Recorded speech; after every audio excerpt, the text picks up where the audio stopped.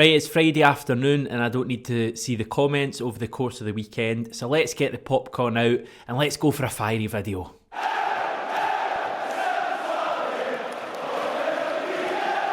I was delighted to see our caretaker manager John Kennedy really finding his voice on Thursday afternoon during his press conference and really calling out the inconsistencies that Celtic have been subjected to this season.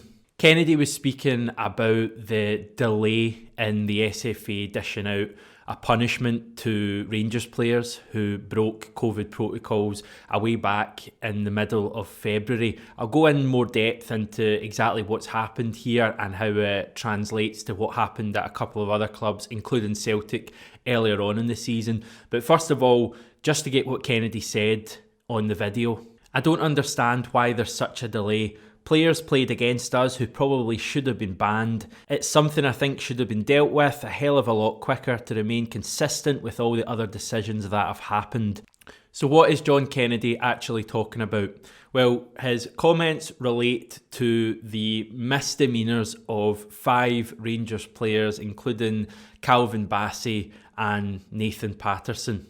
They went to a party on February the 13th. Now, it took until March the 30th, 46 days later, until the SFA finally dished out the punishment to the 5 players, which was a 6-game ban, 4 matches immediately, with 2 suspended until the end of the season. So how does this wait of 46 days between crime and verdict compare to some other instances that we saw at the start of the season? Well, the most talked about one with regards to Celtic earlier in the season was Bolly Bolingoli's well-documented trip to Spain. Now, from Bolly going to Spain until Bolly received his punishment, a 5-game ban, was roughly 25 days. The Aberdeen 8, who went to the Soul Bar in the city after their opening league game of the season, had to wait 28 days to find out their punishment. Now, 25 days and 28 days is obviously a lot less than the 46 that the Rangers 5 have had to wait. Now, that's enough of a disparity as it is, but to compound matters, Rangers have actually appealed the bans dished out to the 5 players, and the SFA have set the appeal date hearing for the 20th of April. This means that in that time, players like Patterson and others will have been able to play in 2 derby matches against Celtic, and that is where John Kennedy's real gripe is with this whole situation. Now, Bolly Bolingoli was badly out of order when he went to Spain.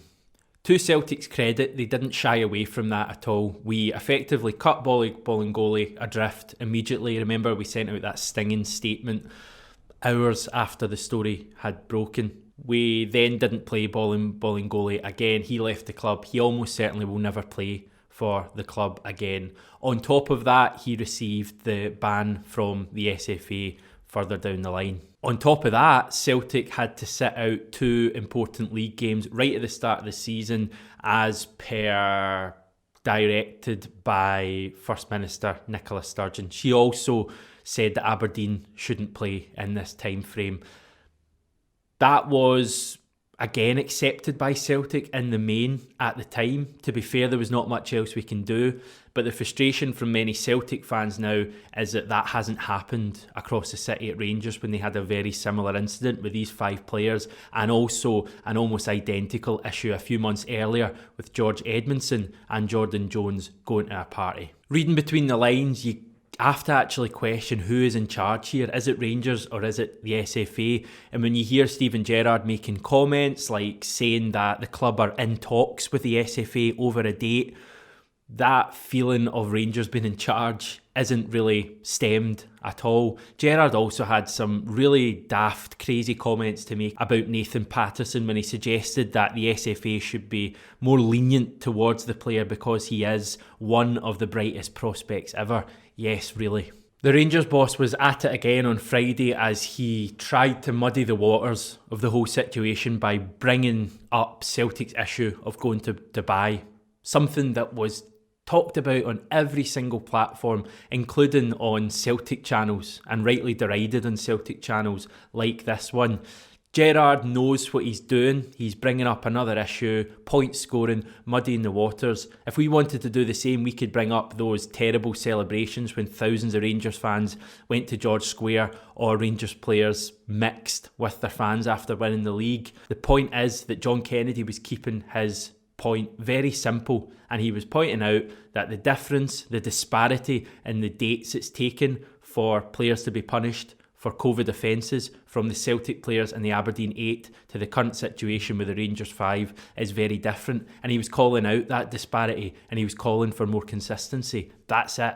For all the mistakes we've made this season, and there have been a lot at Celtic, perhaps the biggest one, the one we'll look back on with the most regret, is the fact that we've allowed these things to play out, and it's not until now that we're actually making a stand.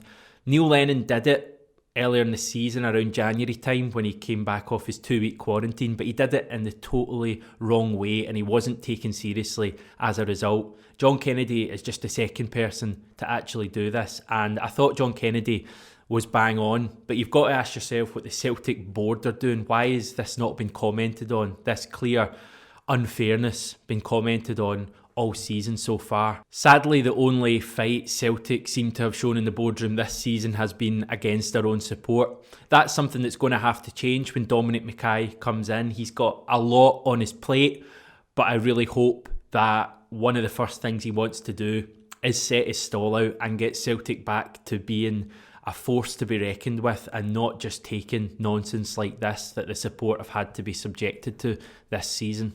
Maybe if the club spent less time looking at calendars for upcoming birthdays and on this day events and dates when players signed, and more time focusing on actual issues that matter and issues that are seeing Celtic being harshly treated, then we wouldn't be in this mess we're in. That's the bombshell I'm going to leave you with for this week.